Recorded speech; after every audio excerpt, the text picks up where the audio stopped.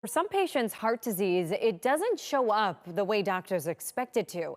People may experience chest pain and other heart-related symptoms, even when tests show no blockages. It's called ANOCA, angina, within obstructive coronary arteries. And it often goes undiagnosed, especially in women. Joining us to tell us more is Dr. Heather Swales, co-director of Hartford Healthcare Women's Heart Wellness Center. Doctor, nice to see you.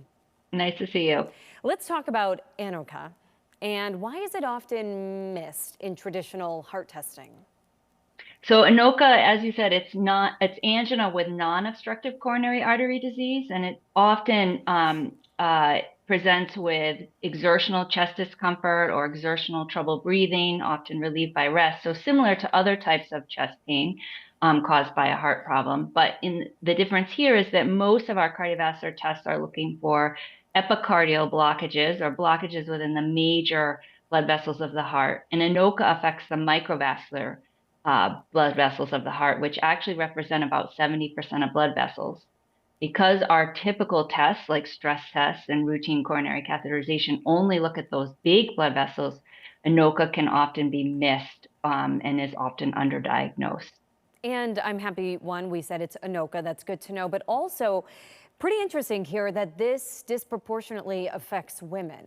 Why? Yeah, almost 5 times as many patients are women compared with men, which is very interesting. And unfortunately, we don't know why that is.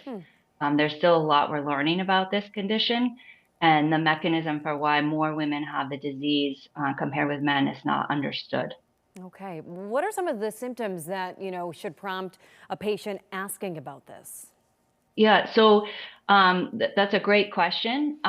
Typically, the person that has ANOCA is going to have had symptoms, recurrent symptoms for at least 3 months or longer. Many of these patients, unfortunately, have had symptoms for years, and they've usually had extensive cardiovascular testing.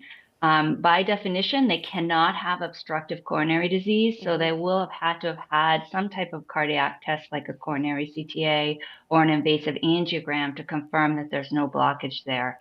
And so if they continue to have chest pain that sounds suspicious or similar to pain coming from the heart with no documented blockages on their blood vessels, the diagnosis of ANOCA should be suspected and further evaluation is warranted. Interesting. How does Hartford Healthcare's ANOCA program improve diagnosing patients and, of course, treating patients? Yeah, so it's a very unique program. There aren't many in the country. We have several cardiologists who are experts and specialize in this condition, who see the patient in consultation in the office, and then based on the history and physical exam and prior symptoms and prior testing, we determine if further evaluation is warranted. And we have some very unique tests that help us diagnose this, including PET cardiac stress MRI. PET stress test, cardiac MRI stress test, as well as invasive testing to test for coronary functional response. And so we're looking for vasospastic disease in the large and small blood vessels. We're looking for coronary microvascular dysfunction and endothelial dysfunction. And putting these three tests together can help us come up with a diagnosis and hopefully then target treatment so that we can help patients to feel better. Very interesting. Dr. Swales, thank you for your time and thank you for the work that you do. Thank you very much. We'll be back after this.